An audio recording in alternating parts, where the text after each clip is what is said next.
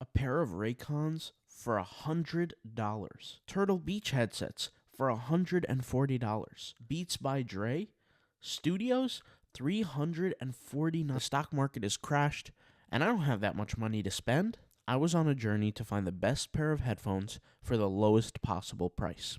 I was tired of paying money for products that just weren't that good.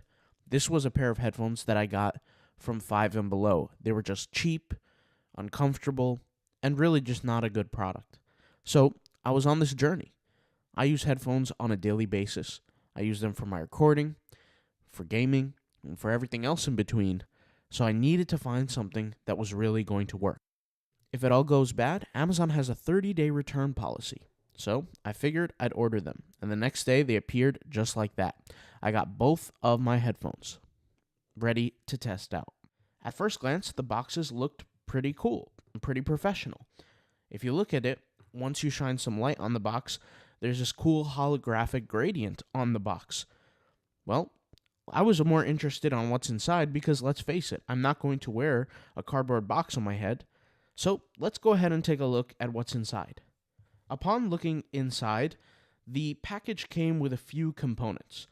First, the headphones, which we'll talk about in a minute, but it came with 3 stickers that were very thick, almost metallic-like. Then it came with a couple manuals, an extra wire to connect your headset to a computer that is separate from the wire that is already connected to the headset, and a cool little keychain that acts as a clicker. One of those kind of clicker type keyboards that you could just manically click to hear some sound. I thought it was pretty cool. All right, next let's talk about the headphones. So the headphones, in comparison to my old ones, were a little bit actually bigger, which is surprising to me.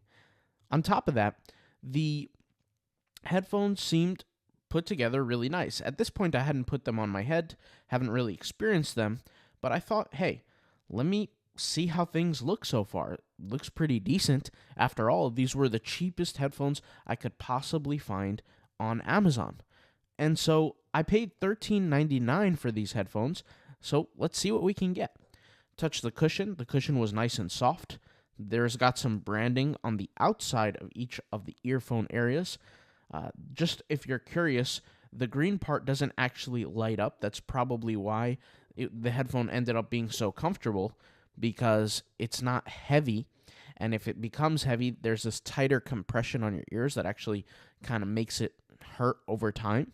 The expansion, because I have a wide head, was actually really important to me.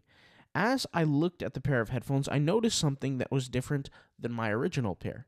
My original pair, when you want to expand it or make it wider for your head, there's like this click kind of system, right? Where you click up, click down for your pair of headphones so that you can make it fit your head. This system was a little bit different. It seemed as there was like these tensioner type cables that expanded and contracted depending on the size of your head. There was no natural clicking system, which actually made it much, much better. It was more dynamic.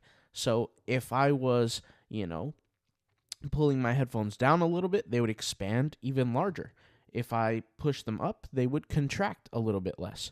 And so having that dynamic range allows essentially the pair of headphones to fit on almost any head, which is what I really personally enjoyed. Once again, because the pair of headphones that I had before kind of had to awkwardly fit because of the clicking system. This was something that I was dealing with for years. For those who are curious, the type of headphones that I had before, you can look them up on Amazon. They were called the Sades pair. Now, the Sades pair was great. It was just about $20, and I was once again looking for something even cheaper. So I completed my mission by finding these pair of headphones, but the test has not yet been complete. Let's go ahead and take a look around the rest of the pair. The only negative that I would say with these pair of headphones compared to my old pair is that you couldn't just push the mic up or down.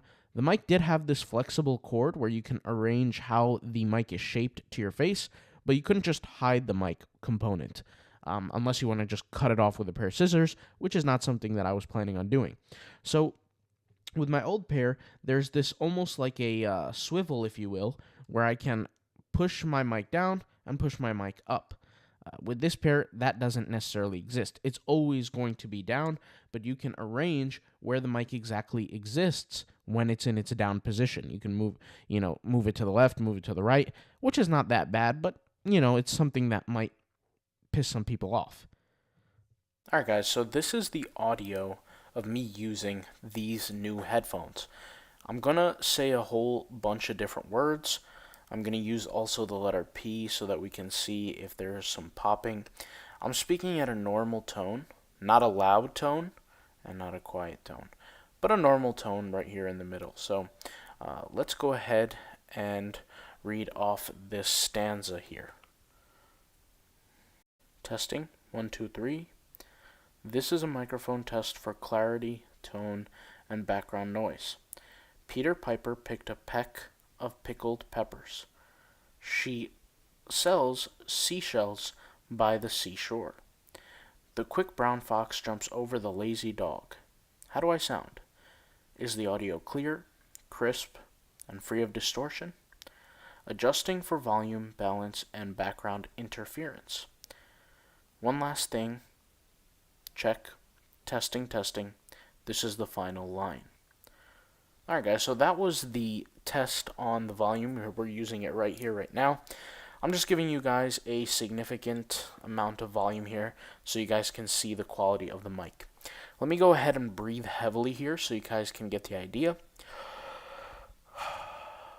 Right, that's a deep breath right there that you can hear that. I'm going to turn my head to the left as I'm speaking. Turning my head to the right as I'm speaking. You can kind of see how this works, okay?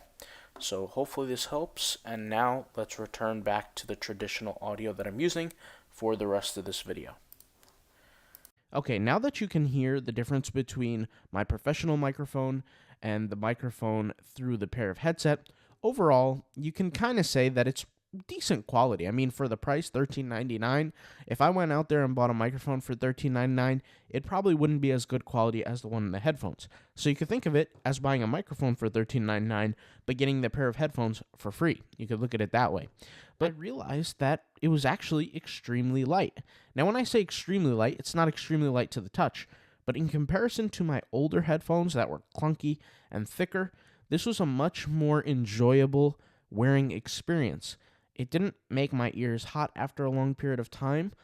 The headphone felt breathable almost, which is good for my hearing so that all that sound isn't condensed into my ear. And also, on top of that, the cushion on the headset is very comfortable. It's very nice, very thick, but yet soft at the same time.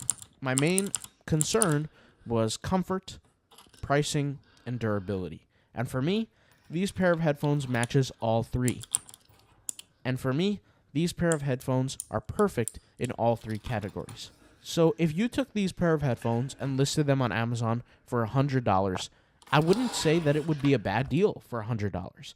But here's the thing, it's not $100. They're $13.99. So I don't know if the price is going to go up or down by then, but I'll leave a link in the description to where you can find these headphones for the cheapest. The company that makes these headphones also make other headphones that do cost more money, and they also have more features, such as LED lighting, such as Bluetooth mics, things like that. So if you want to grab a pair for yourself, click the link in the description, and I'll see you guys in the next video.